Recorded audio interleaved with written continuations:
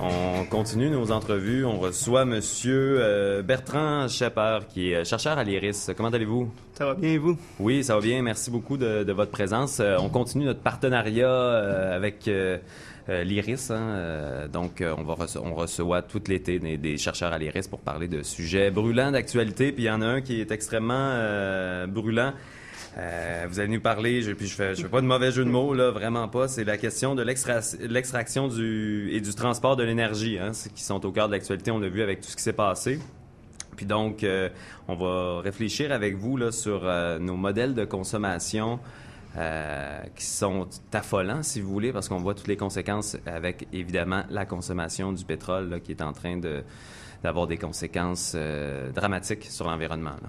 Effectivement, puisque ce qu'on voit, c'est que on arrive à un drôle de moment, c'est-à-dire que le Québec doit définir sa nouvelle stratégie énergétique pour 2015 à 2025. D'ailleurs, on a déjà nommé des présidents pour une tournée. M. Mongeau, qu'on connaît là, comme auteur du livre, d'un livre sur le gaz de schiste et un sur le pétrole, et aussi M. Lanoux, un ex-vice-président d'Hydro-Québec, qui vont aller consulter la population et ensuite définir une stratégie énergétique pour le Québec. On a une habitude de parler de stratégie énergétique au Québec en pensant beaucoup à l'électricité. Donc, on a une stratégie qui veut diminuer les gaz à effet de serre et servir de levier économique. Mm-hmm. Alors qu'on voit présentement, ce qu'on voit, c'est que finalement, c'est l'énergie hydrocarbure qu'on veut pousser au Québec. On veut pousser le gaz de schiste, on veut pousser le pétrole, on veut pousser même le transport du pétrole à travers le pipeline ou le train. D'ailleurs, je pense que c'est important de mentionner, peu importe le débat, que c'est, à mon avis, du moins, je ne suis pas un technicien tout ça, mais de savoir quel est le transport le plus sûr ou non, c'est éviter la question de dire que c'est le pétrole qui est dangereux, en fait. Et donc, on a vu un débat dans les journaux là-dessus qui est assez étonnant, à mon avis. Puis c'est un peu étonnant que personne n'ait tellement comme mis de l'avant le fait que c'est le pétrole qui cause des problèmes et non pas son transport. Et c'est les marges de profit que les entreprises essayent de faire. Et donc, d'un côté, oui, on voit que, par exemple, MMA a fait des graves erreurs qui ont conduit à la tragédie, mais d'un autre côté, les pipelines font aussi des erreurs. Mm-hmm. Et il y a une étude toute récente qui est sortie aujourd'hui qui démontre que, finalement, à chaque fois qu'il y a des plaintes ou même des problèmes, les grandes entreprises de transport de pétrole font généralement à peu près 0,9 % d'efforts pour améliorer leurs infrastructures. Donc, c'est pas un très bon score. On n'a même pas 60 % là. Non, c'est ça. On est très loin. Et puis c'est un peu épeurant de voir comment, finalement, on met de l'avant, finalement, une nouvelle stratégie. On veut mettre de l'avant une nouvelle stratégie énergétique, puis on a des objectifs qui sont irréconciliables, soit améliorer l'environnement, d'une part, et d'autre part, faire un levier économique avec le pétrole. Et donc, il faut se poser maintenant la question sur est-ce que le pétrole n'est pas rendu une énergie du passé? On sait que c'est une énergie qui est particulièrement polluante, de plus en plus polluante, puisque finalement, le pétrole léger est à peu près de moins en moins existant, puis c'est du pétrole lourd, comme on connaît en Alberta. Ça prend de plus en plus de ressources pour l'extraire. Effectivement. Donc, ce qu'on voit, par exemple, c'est qu'à l'époque, pour un baril de pétrole investi en énergie, en 1920, on pouvait produire 100 barils de pétrole. En 2000, pour un baril de pétrole investi, on en produisait 10. Mm-hmm. Avec le pétrole de schiste qu'il y a, par exemple, sur l'île d'Anticosti ou en Gaspésie, pour un baril de pétrole, on en produit 2. Et c'est connu que pour être viable, il faut qu'au moins produire 3 barils de pétrole avec un baril investi. Sinon, finalement, dans le futur, avec toutes les pertes, on finit par pas récolter grand-chose. D'accord. Et donc, lorsqu'on regarde ce qu'on veut faire avec des environnements comme Anticosti, qui sont des microcosmes, qu'on ne peut pas reproduire facilement, on réalise qu'à long terme, ça ne sera pas viable, même économiquement, parce que finalement, on sait que le pétrole, selon les experts, a encore peut-être une vingtaine d'années, jusqu'en 2035, le pétrole devrait être l'énergie primaire encore sur la Terre, si on se fie aux courbes actuelles. Or, ces études-là ne prennent pas compte que, normalement, le marché va s'adapter.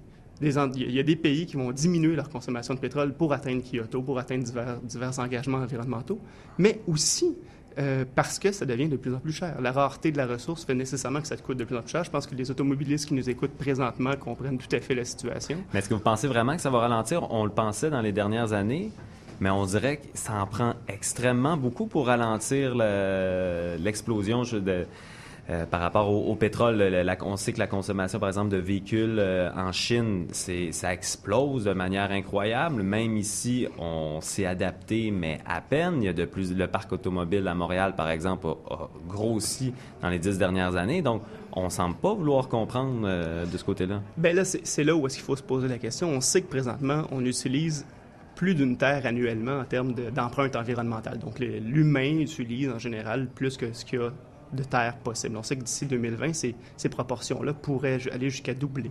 Mm-hmm. Donc, éventuellement, on vit sur du temps, entre guillemets, emprunté à ce niveau-là. Donc, il va y avoir des événements qui vont nécessiter une diminution, une conscientisation. Oh, pardon.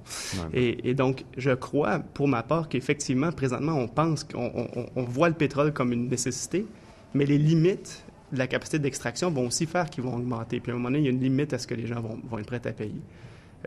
J'ose espérer qu'on va se réveiller à temps. Et je pense que lorsqu'on veut penser à un levier économique, il faut commencer à penser à autre chose qu'exploiter le pétrole, mais bien peut-être à rechercher les énergies les moins polluantes. Puis l'énergie la moins polluante qu'on connaît, c'est celle qu'on ne dépense pas. Donc, éventuellement, faire de l'efficacité énergétique devient une solution d'avenir. Et puis, puisqu'on sait qu'il y en a pour à peu près 20 ans, ce qui n'est pas énorme en termes de temps pour le pétrole, peut-être qu'il est temps de penser à une transition. Je ne pense pas que du jour au lendemain, on va faire la révolution du pétrole et puis en avoir. Je pense que personne est dupe, en fait. Et puis, il y a une quantité de produits qui sont à base de pétrole qui vont être nécessaires. Cependant, la transition vers, entre autres, pour le Québec, l'utilisation des surplus énergétiques en électricité qui sont de l'ordre de 11 TWh, si je ne me trompe pas, d'ici 2020. Là, juste pour vous donner une idée, avec 1 TWh, on fournit peut-être 50 000 maisons, quelque chose comme ça. Donc, on a déjà de l'énergie en masse. Aller en chercher plus avec du pétrole, l'introduire sur le territoire, on est en train de gaspiller finalement des ressources énergétiques qui appartiennent aux Québécois. Mais justement, je reviens encore à ça, on ne semble pas comprendre. Donc, par exemple, le Parti québécois a fait une commission là, qui va débuter en septembre sur l'énergie.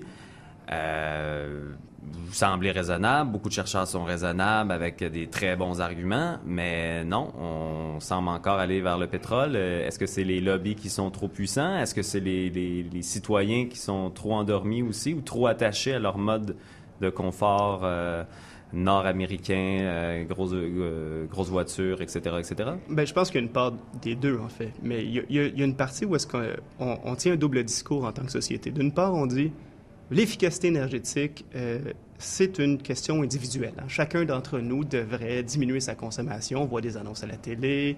On vous demande de prendre de l'argent, par exemple, mieux isoler votre maison, améliorer vos infrastructures. Et de l'autre, par contre, le levier économique, ça devrait appartenir à l'entreprise. Et lorsqu'on regarde, si on voulait faire une vraie gestion énergétique du Québec, il faudrait le faire en pensant à qu'est-ce qui appartient au Québec et comment on peut le développer pour que ce soit qu'on gaspille le moins, finalement. Or, en ayant Et c'est un réflexe qu'on avait à la naissance un peu d'Hydro-Québec, pas à la naissance, mais avec Hydro-Québec, avec le temps, on s'est dit, bon, ça appartient collectivement au Québec, on va essayer de développer nos capacités énergétiques. Or, maintenant, malheureusement, les entreprises pétrolières n'appartiennent plus au Québec. Il faut dire qu'ils ont déjà appartenu au Québec et que finalement, on les a offertes sur un plateau d'argent. Mais c'est-à-dire que maintenant, on a des entreprises extérieures qui vont essayer de déterminer les besoins québécois et internationaux. Et eux, ils ont un seul intérêt, c'est faire de l'argent. Et évidemment, quand on veut penser à une stratégie énergétique sur le long terme, c'est un peu absurde de penser que ces entreprises-là qui sont, admettons-le, qui sont des entreprises voyous à plusieurs niveaux, vont tout d'un coup entrer comme un grand partenaire de cette stratégie-là. Et à mon avis, si effectivement on veut faire de l'efficacité énergétique, puis on veut effectivement améliorer la capacité québécoise d'avoir une bonne stratégie énergétique, il faut que ce soit un projet collectif. Et ce projet collectif-là, ça passe pas par que des simples petites mesures individuelles, mais bien par une volonté politique qui est beaucoup plus large. Puis donc, j'imagine que vous allez peut-être soumettre un mémoire en septembre à la commission sur l'énergie? On va regarder ça, on regarde ça présentement. Présentement, je m'affaire à me poser des questions d'ailleurs sur l'inversion du pipeline 9B présentement qui m'apparaît une idée qu'on nous vend comme un gros levier économique qui au final a très peu d'impact et pourra en avoir beaucoup plus environnementalement que ce qu'on dit, mais je vais tenter de sortir ça d'ici la rentrée.